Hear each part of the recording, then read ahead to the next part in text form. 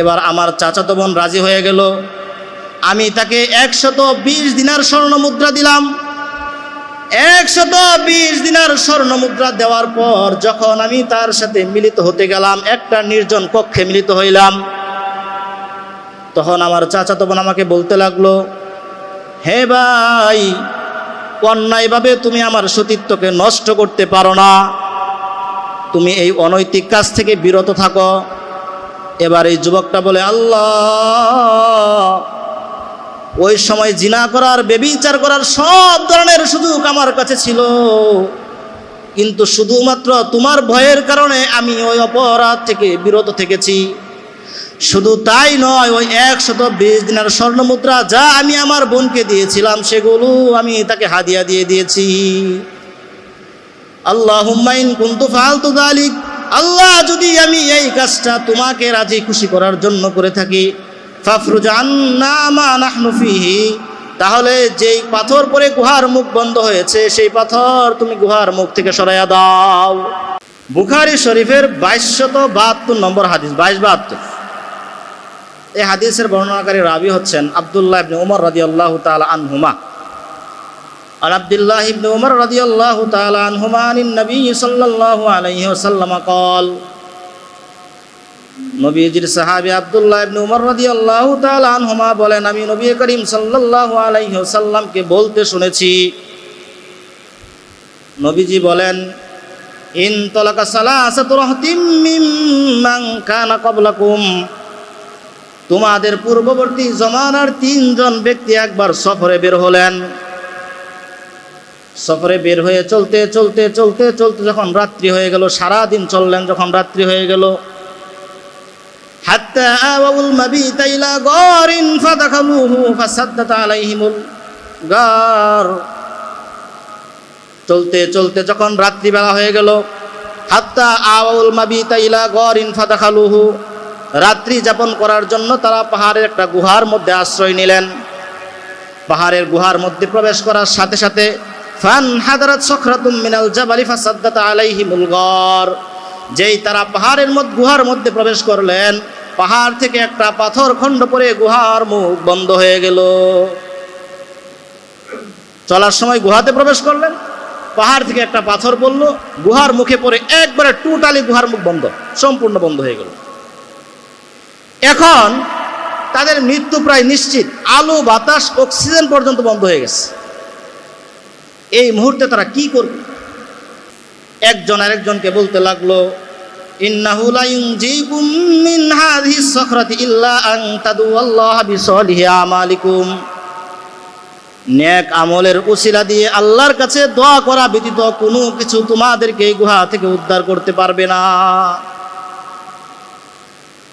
এখন তারা পরামর্শ করলো, তোমরা জীবনে যত নেক আমল করেছ, ওই আমলগুলোর মধ্যে যে আমলটা সবচেয়ে বেশি ইখলাসওয়ালা ছিল, যে আমলটা সবচেয়ে বেশি আল্লাহ অভিমুখী হওয়া ছিল, যে আমলটা একমাত্র আল্লাহ রব্বুল আলামিনের জন্য করেছ, সেই আমলের উসিলা দিয়ে তোমরা আল্লাহর কাছে দোয়া করো।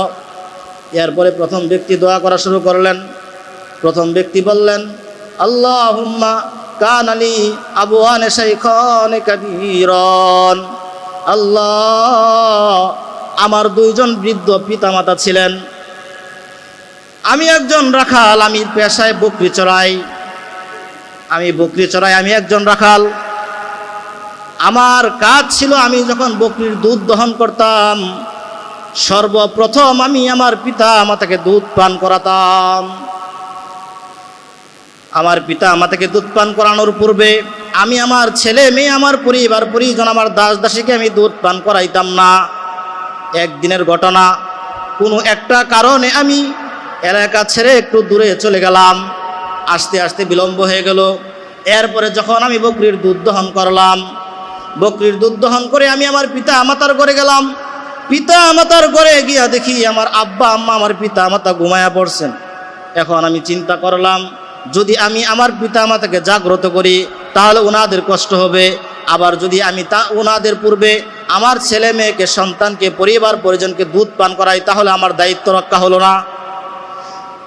এজন্য আমি ওয়াল কাদাহু আলা ইয়াদাইয়া আনতাদিরু ইস্তিকাযাহুমা হাত্তা বারাকাল ফজর, এজন্য আমি দুধের পেলাটা হাতে নিয়ে আমার পিতা মাতার শিয়র আমি দাঁড়ায়া রইলাম। দাঁড়িয়ে থাকতে থাকতে থাকতে থাকতে সারা রাত চলে গেল, ফজরের আজান হয়ে গেল। ফাস্তাই কাযা, এরপরে ফজরের আজানের পর আমার পিতা মাতা যখন ঘুম থেকে জাগ্রত হলেন, ফাশারিবা গবুকাহুমা, জাগ্রত হওয়ার পর তারা দুধ পান করলেন। এবার ওই লোকটা বলে, আল্লাহুম্মা ইন কুনতু ফাআলতু যালিকা ইবতিগা ওয়াজহিক, আল্লাহ যদি এই আমলটা আমি তোমাকে দেখানোর জন্য করি, এই আমলটা যদি আমি তোমার সন্তুষ্টর জন্য করে থাকি, ফাফাররিজ আন্না মা নাহনু ফীহি মিন হাযিহিস সখরাতি, যে পাথর পরে গুহার মুখ বন্ধ হয়েছে সেই পাথর তুমি গুহার মুখ থেকে সরাইয়া দাও। এই দোয়া করা শুরু করলেন। নবীজি বলেন, প্রথম ব্যক্তি দোয়া করার সাথে সাথে ফারাজাত শাইআন, প্রথম ব্যক্তি দোয়া করার সাথে সাথে পাথরটা গুহার মুখ থেকে সরে যায়। গুহার মুখ থেকে পাথরটা সরে গেল, গায়রা আন্নাহুম লা ইস্তাতিউনাল খুরুজ, একটু সরে গেল, এখনো বের হওয়া সম্ভব না। আলো বাতাস আপ ডাউন শুরু হয়েছে, আসে যায়, কিন্তু বের হওয়া সম্ভব না। এবার দ্বিতীয় ব্যক্তি দোয়া করা শুরু করলেন। দ্বিতীয় ব্যক্তি বললেন, আল্লাহুম্মা কানাত লি বিনতু আম্মিন কানাত আহাব্বান নাসি ইলাইয়া, আল্লাহ আমার একজন চাচাতো বোন ছিল, সে আমার কাছে অনেক বেশি প্রিয় ছিল, আমি তাকে অনেক বেশি মহাব্বত করতাম, ভালোবাসতাম। একদিন আমি তার কাছে প্রস্তাব করলাম আমার সাথে নির্জনে মিলিত হওয়ার জন্য, আমার মনোবাসনা পূরণ করার জন্য, মানে কুপ্রস্তাব করলাম, কিন্তু আমার চাচাতো বোন রাজি হইল না, আমার প্রস্তাবকে প্রত্যাখ্যান করলো। কিন্তু কয়েকদিন পর আমাদের এলাকায় যখন দুর্ভিক্ষ দেখা দিল, দুর্ভিক্ষ দেখা দেওয়ার পর আমার চাচাতো বোন আমার কাছে আসলো সাহায্য পাওয়ার জন্য, আমার কাছে সাহায্য চাইলো। আমি তাকে বললাম, আমি তোমাকে সাহায্য করতে পারি, তবে একটা শর্ত আছে, সেই শর্তটা হচ্ছে আমার মনোবাসনা পূরণ করতে হবে, আমার সাথে তোমাকে নির্জনে মিলিত হতে হবে, তাহলে আমি তোমাকে সাহায্য করব। এবার আমার চাচাতো বোন রাজি হয়ে গেল। আমি তাকে 120 দিনার স্বর্ণ মুদ্রা দিলাম। 120 দিনার স্বর্ণ মুদ্রা দেওয়ার পর যখন আমি তার সাথে মিলিত হতে গেলাম, একটা নির্জন কক্ষে মিলিত হইলাম, তখন আমার চাচাতো বোন আমাকে বলতে লাগলো, হে ভাই, অন্যায়ভাবে তুমি আমার সতীত্বকে নষ্ট করতে পারো না, তুমি এই অনৈতিক কাজ থেকে বিরত থাকো। এবার এই যুবকটা বলে, আল্লাহ, ওই সময় জিনা করার, ব্যভিচার করার সব ধরনের সুযোগ আমার কাছে ছিল, কিন্তু শুধুমাত্র তোমার ভয়ের কারণে আমি ওই অপরাধ থেকে বিরত থেকেছি। শুধু তাই নয়, ওই 120 দিনার স্বর্ণ মুদ্রা যা আমি আমার বোনকে দিয়েছিলাম, সেগুলো আমি তাকে হাদিয়া দিয়ে দিয়েছি। আল্লাহুম্মা ইন কুনতু ফাআলতু যালিক, আল্লাহ যদি আমি এই কাজটা তোমাকে রাজি খুশি করার জন্য করে থাকি, ফাফরুজ আন্না মা নাহনু ফীহি, তাহলে যেই পাথর পরে গুহার মুখ বন্ধ হয়েছে সেই পাথর তুমি গুহার মুখ থেকে সরাইয়া দাও। দ্বিতীয় ব্যক্তি দোয়া করলেন, মনে আছে কথা, বুঝতেছেন তো নাকি? 2 নম্বর ব্যক্তি দোয়া করলেন। এবার পাথরটা আরেকটু সরে গেল, গায়রা আন্নাহুম লা ইস্তাতিউনাল খুরুজ, তবে এতটুকু সরে গেল, এখনো বের হওয়া সম্ভব না, হালকা সরে গেল, আরেকটু সরে গেল, আরেকটু আলো বাতাস বেশি আসতে লাগলো। এবার 3 নম্বর ব্যক্তি দোয়া করা শুরু করলেন।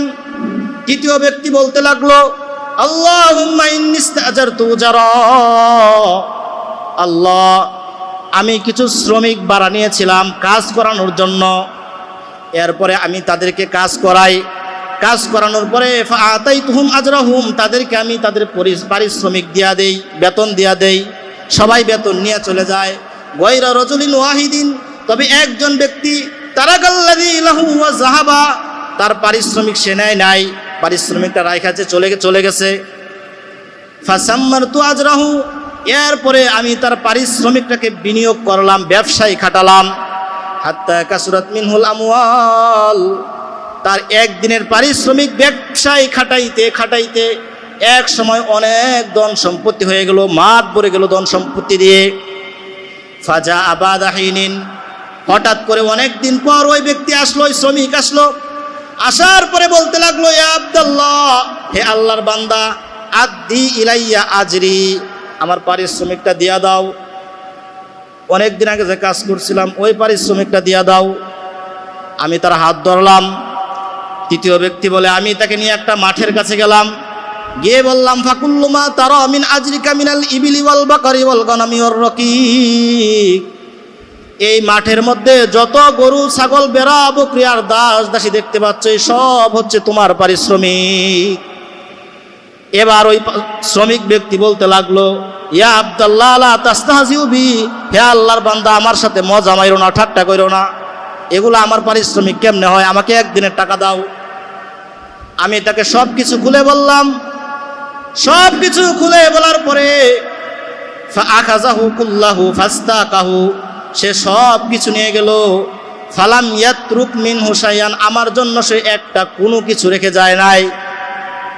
আল্লাহুম্মা ইন কুনতু ফাআলতু যালিকা ইবতিগা ওয়াজহিক, তৃতীয় ব্যক্তি আবার দোয়া করলেন, আল্লাহ, যদি এই কাজটা আমি তোমাকে দেখানোর জন্য করি, তোমাকে রাজি খুশি করার জন্য করি, ফাফরুজ আন্না মা নাহনু ফীহি মিন হাযিহিস সাখরাতি, যে পাথর পরে গুহার মুখ বন্ধ হয়েছে সেই পাথর তুমি গুহার মুখ থেকে সরাইয়া দাও। নবী করিম সাল্লাল্লাহু আলাইহি ওয়াসাল্লাম বলেন, ফানফারাতিস সাখরাতু ফাখারাজু ইয়ামশুন, তৃতীয় ব্যক্তি দোয়া করার সাথে সাথে গুহার মুখ থেকে পাথরটা সম্পূর্ণরূপে সরে যায় এবং তারা হেঁটে হেঁটে গুহা থেকে বের হয়ে যায়। তুহি কাদের জলিলুল্লাহ জাহাদার, বহরহালে তুহি মেরা নেগাহদার, কাদের কুদরতুদারি বরকামাল, আনতা রব্বি আনতা হাসবি জুল জালাল।